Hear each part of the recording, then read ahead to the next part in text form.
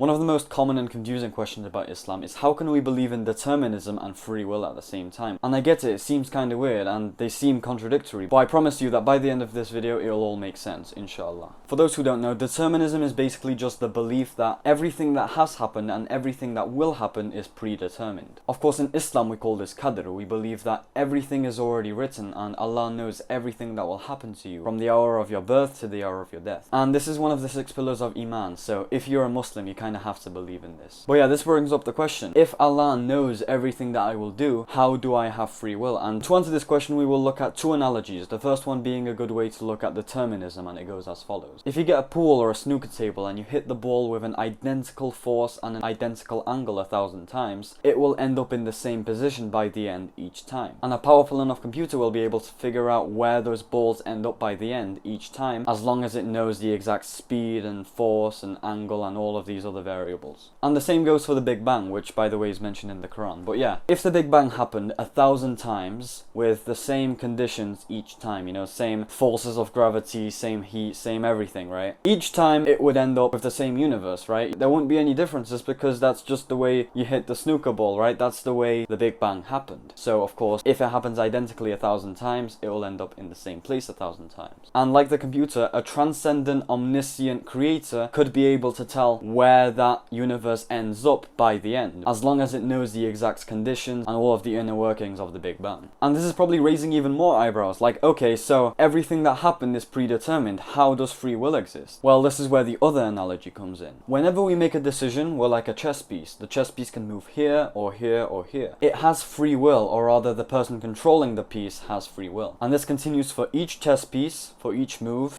after move, until the end. After the game ends, a spectator can replay a chess game knowing its start and knowing its outcome, but still in real time, as if the game is happening right now. The choices leading to these chess pieces moving into those specific positions happened at once. The choices and the free will happened, but the spectator is outside of the time frame of the game, so they are able to watch it as if it's happening now, knowing the beginning and knowing the end. I believe the same goes for Allah subhanahu wa ta'ala and this dunya. Of course, the world has been compared to a chess game before, you know, we're all making decisions, and we all know that Allah subhanahu wa ta'ala is transcendent and omniscient, and you know, he's outside of our spatial and time dimensions, right? We're the chess pieces. We have the free choices to make. We can move to whatever square we want, but the outside spectator only sees one move happen and only sees one ending result. And free will isn't defined as the ability to change the future states of the universe based on the choice you make. It's the option and the possibility to make several different decisions, regardless of whether or not Allah subhanahu wa ta'ala already knows what that decision will be. And this does fit in with the scientific views of determinism of free will. There are many physicists who believe that time is just a delusion, so it's not hard to believe that a transcendent observer who is outside of this temporal and the spatial dimensions can observe it from whatever point he chooses, while knowing how it all ends. There is also another way to think about it, and it's more theoretical, but it does seem to comply with the Quranic and scientific views of the universe, and it is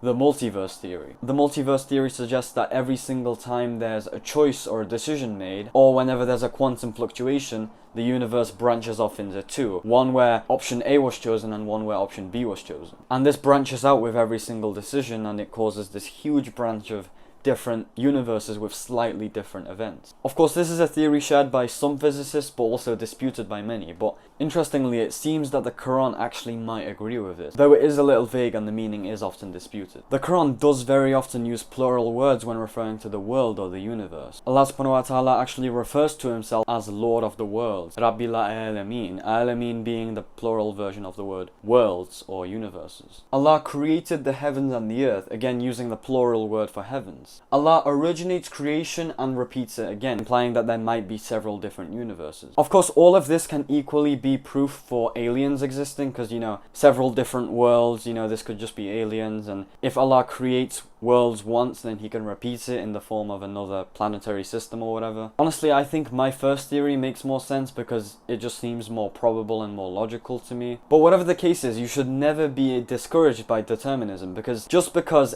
every single decision you make is already predetermined and everything that happens is predetermined. That doesn't mean you should just not do anything, you know. That existential crisis you're having right now is also written, so you should just take action, be a good Muslim, do the right thing, and inshallah it'll all work out in the end. Because remember, Allah subhanahu wa ta'ala is the best of planners. And with that said, Assalamu Alaykum wa rahmatullahi wa barakatuh. Assalamu Alaikum, I just wanted to say a few things before I end this video. So, as you may have noticed, you didn't get the usual outro that I do, you know, with the begging for likes and subscribers and the members and whatnot. Because this is a very concise video and I want it to have a concise outro. So, I just want to say a few things. So, to my members, thank you so much for supporting me. But I just want to say, if you are supposed to be giving money to charity, or you're supposed to be paying zakat, please make sure that you do that before you give me money. Right? I'm not charity, yeah, so please don't give me money unless you have a surplus of money and you've given a very good amount to charity, because I don't want to be preventing you know, little children in Africa from having a hot meal, you know what I mean? Like, of course I highly encourage that you know, who doesn't want money, you know? So I would like people to become members, but I also don't want people to give me money rather than giving charity money, you know? So don't feel any kind of, you know, huge amounts of want to give me money, you know. Only if you kind of want to support me and just help me out a little bit. But there's not much to be helping me from, you know. I'm not under some tyrannical dictatorship or whatever. But yeah, and the Discord server, honestly, it's not worth money, you know. You could get a better Discord server for free. It is just a kind of way that I want to make it a little bit worth it for the people that did decide to give me money. But yeah, with that said, if you'd like to become a member and you have given your zakat and you have given a good amount of charity, you know, please do so. And if you can't afford that, that's completely fine. Just like and subscribe, please. Maybe comment down below for the algorithm and share this video to a friend, because honestly, I think, not to toot my own horn or anything, but I think my videos deserve to be shared. But that's your judgment. You make that decision. Assalamu Alaikum wa rahmatullahi wa barakatuh.